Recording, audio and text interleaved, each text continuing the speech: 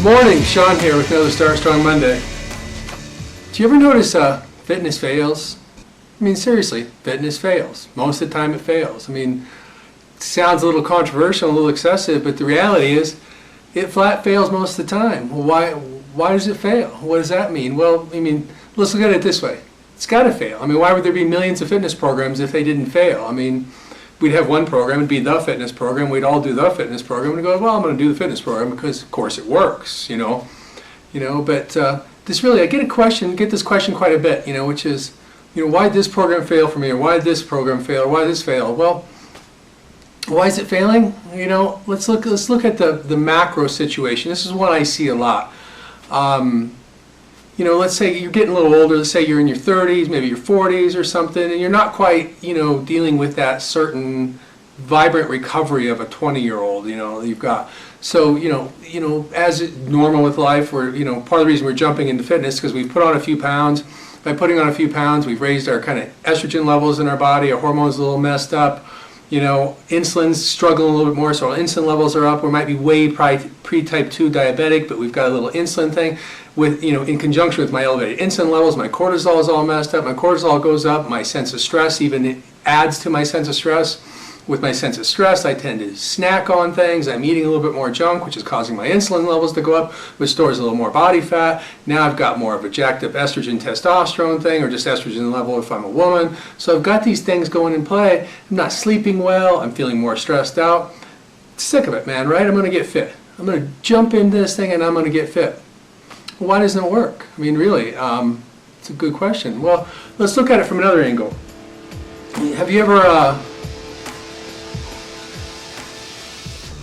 gone on vacation in the middle of winter? Let's say you live up in a cold weather environment, or let's say you're in Minnesota, or you're in the middle of winter and you get snow, but you decide to take a nice beach vacation. Maybe you go to Mexico or something, and you get down there and you're all excited to get in the warmth, and you get out and you hit the sun and you soak up the sun all day, and what happens? You get in that night and you are fried, toasted, roasted, sunburned, right? So the next day, like most of us, you go out and you lay in the sun again, hoping it'll turn into a tan. Maybe it'll even out, right? Maybe everything will work out just right. No, hell no. You stay inside and you get some recovery. You say, well, I'm staying out of the sun, and I got a sunburn. Well, what if you've got a little bit of a sunburn on the inside? I mean, really, do you just put more on? I mean, that's what happens for so many people is they're burnt. They're burnt on the inside. You're stressed out, you're exhausted, your hormones are messed up, your body's got overflowing levels of insulin and cortisol. All these things are going wrong, and you dive into a fitness program and you take it on with all good intentions and all this motivation, all this eagerness, and you're burnt. But you get burnt, you're burnt on the inside, so you go back in and you try it again, you say another day, another day, another day. This stuff can go on. You can stay with that resolve and that good intention for a couple weeks, and then everything kind of fades away. There's no way you can make it anymore. And that's so often the story is you get a couple weeks into this thing, and people say, I don't know, I lost it for motivation, I lost it for something else. Well, the reality is you were burnt. You weren't starting like, you could kind of start and stop fitness when you're teens, or even most of us in our 20s, we could be out and dive back in because we really had that kind of reserve. We weren't as overall fatigued. We hadn't built a collective fatigue. Our hormones hadn't been all jacked up. We weren't dealing with as much accumulated stress and condition and environmental stress. So we could pop into fitness from a position of strength. I call it a position of strength. If you begin fitness from a position of strength, your chances are so much better because strength begets strength. The reality is the body, a stressed out, fatigued body, will meet exercise as an additional stressor and just add to the accumulated damage and fatigue. It's like more sun on a sunburn. So that's why I advocate so much. That's why I put it into my Strength for Life book, which is a recovery, and I like to call it the reboot. That's why you reboot the body, to get yourself back in a position of strength. Rather than diving in from fatigue straight into fitness, from fatigue to fitness, and get more fatigue out of it, less fit. You take that time to let the body, you don't need 12 weeks. I say you need a couple weeks. In my book, I like to go 12 days because it sounds good and it works well.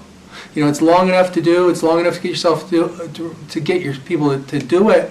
But what you get out of it, the reset, just push the reboot button on the body and you get back in that position, stabilize your insulin levels, get the sugar out of your diet for a week. Eat really, you don't have to eat, you don't have to go on a diet for 12 days. You have to just get the stuff that's jacking your body up, your hormones up, jacking your insulin levels out. Get everything back kind of under control, stabilize. Get the cortisol levels down, get insulin levels down, get your energy levels starting to naturalize and come back up. Feel recovered, feel rested. Push the reboot and get yourself back in a position of strength. Like I said, it doesn't take 12 weeks. Give it 12 days. That's my answer when people say, why isn't fitness working? I say, press the button, push the reboot. That's step one to any truly effective fitness program. If you're past the age of 30, the magical age, we'll call it 30, certainly if you're in your late 30s, early 40s, reboot's the most important fundamental first phase of any sort of fitness program. I mean, I get it all the time with people that say, I took this, simple reboot on, and it was easy enough to do. I didn't feel like I was working that hard. I could eat as much as I want of all these healthy, vibrant foods. It's just a eat this list, get the crap out, get the sugar out.